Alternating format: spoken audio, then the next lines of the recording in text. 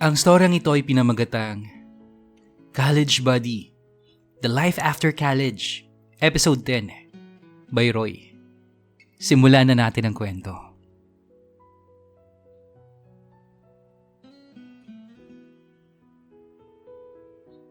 I started to cry habang nagsisimula akong kausapin si Mama.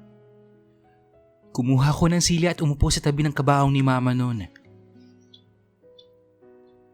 Ma, bakit ganun? Bakit parang hindi ako pwedeng sumaya at mamuhay kasama kayo ni Papa ng matagal? Lahat ng sakripisyo, tiyaga at pagpupursige ko sa buhay ay para na sa ating pamilya. Kay Papa, sa iyo Ma, kay Kokoy at kay Leo. Ang dami kong pangarap para sa ating pamilya. Pangarap na sana may ahon ko kayo sa hirap ng buhay. Gusto ko kayong makita na masayang masaya habang tumatanda kayo ni Papa. At kami na yung bahalang tatlo, yung bubuhay sa inyo. Hanggang ngayon, Ma, hindi pa rin ako makapaniwala na isang araw mawawala kayo sa amin eh. I was devastated nung mawala si Papa. At ngayon, ikaw naman. Pasensya ka na, Ma, ha? Naglalabas lang po ako ng saloobin ko. Hindi ko kasi pwedeng sabihin ang lahat to kina Kokoy at Leo eh. Ang babata pa kasi nila. Gusto kong lumaki sila na ang maaalala nila sa inyo ni Papa ay masaya at kumpleto tayo. I started to cry again. Pero tahimik lang ako.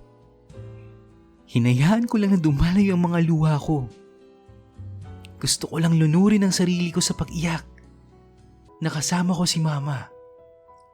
Kasi bukas ay hindi ko na siya makakasama habang buhay. Hindi ko mawari yung sakit na nararamdaman ko sa mga oras na yun. Wala na akong maisip na sasabihin kay Mama.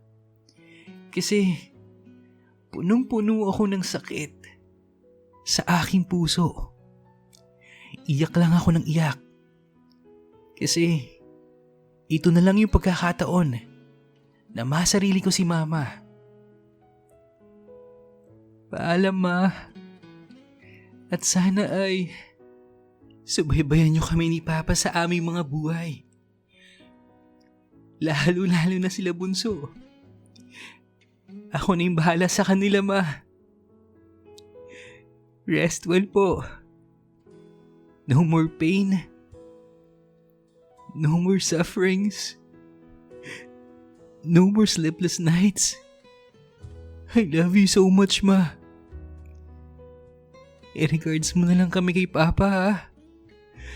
At dito na bumuhos ang luha ko. Na halos ayaw nang tumigil. At ilang saglit pa ay may naramdaman akong malamig na hangin sa katawan ko. I knew si Mama yun. Na parang sinasabi niya na tumahan na ako. Na mas lalo pa akong umiyak. Nang may maramdaman akong mga kamay na umakbay sa akin. At ang isa ay yumakap.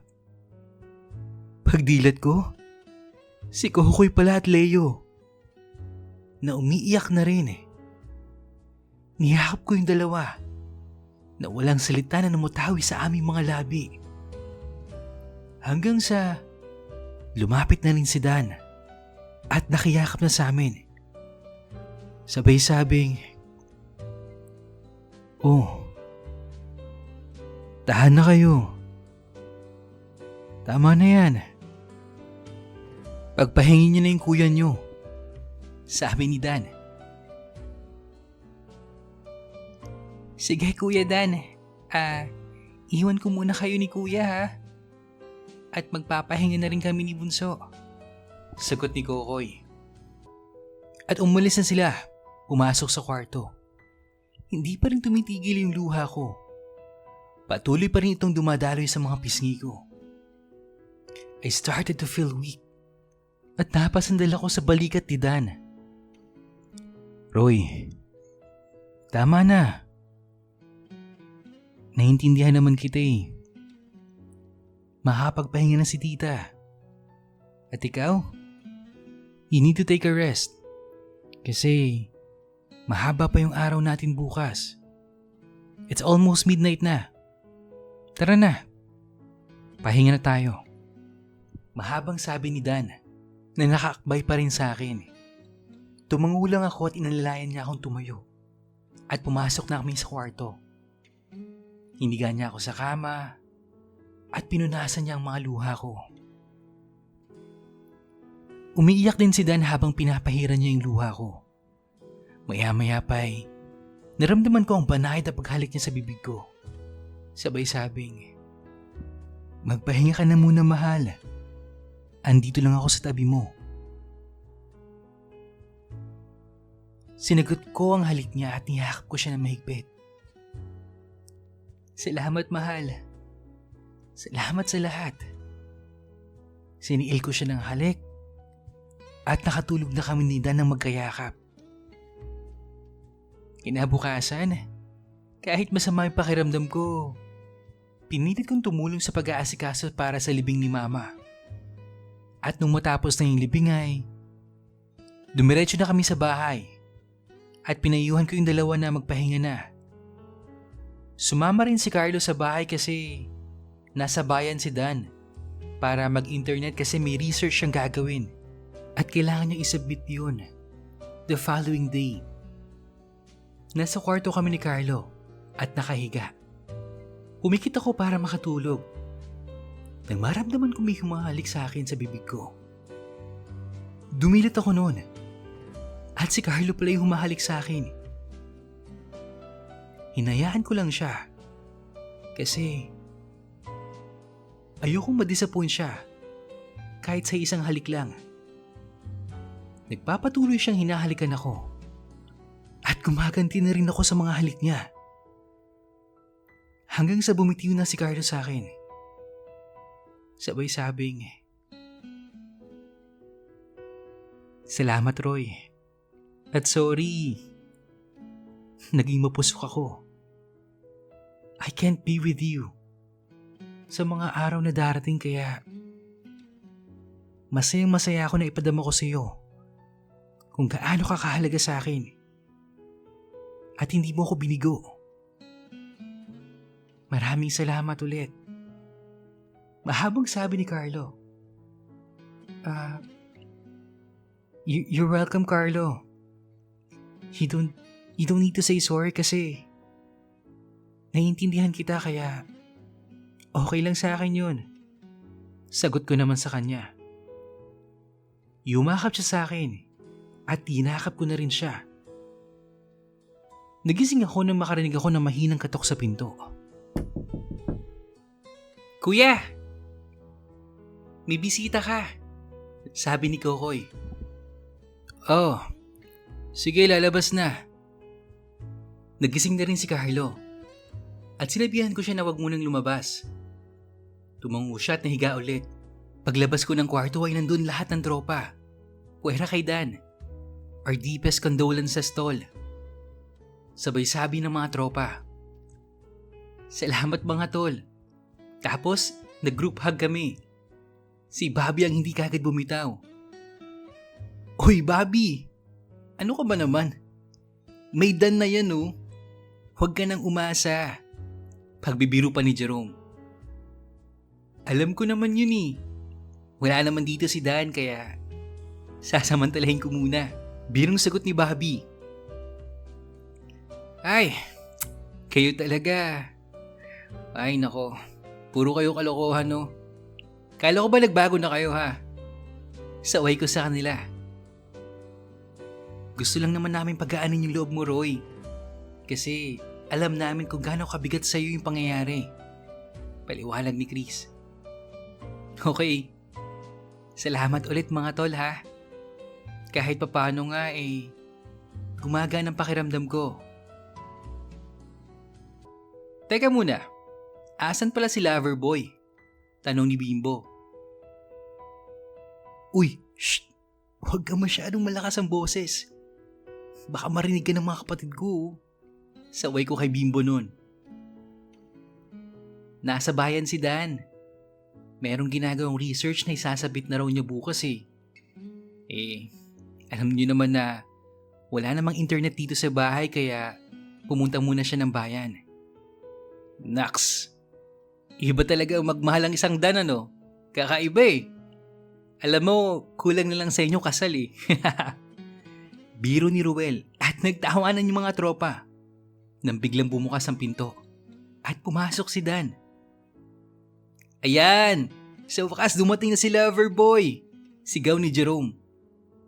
Mga tol! Nice to see you all! At nagkamayan kami. Kamustahan, biruan, at update sa mga ganap namin sa buhay. Ang mga sumunod na eksena noon. Hanggang sa oras na para umalis sila.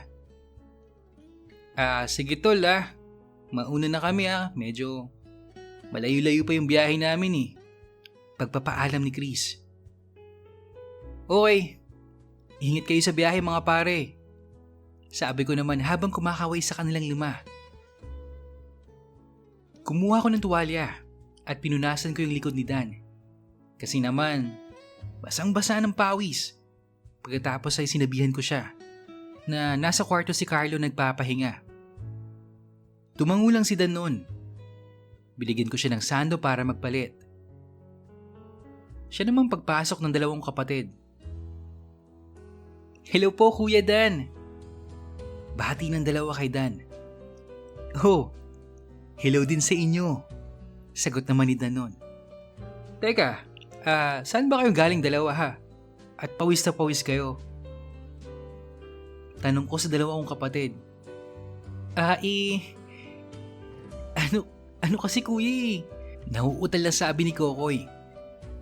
Ano nga? Saan nga kayo galing? Ulit ko sa kanila.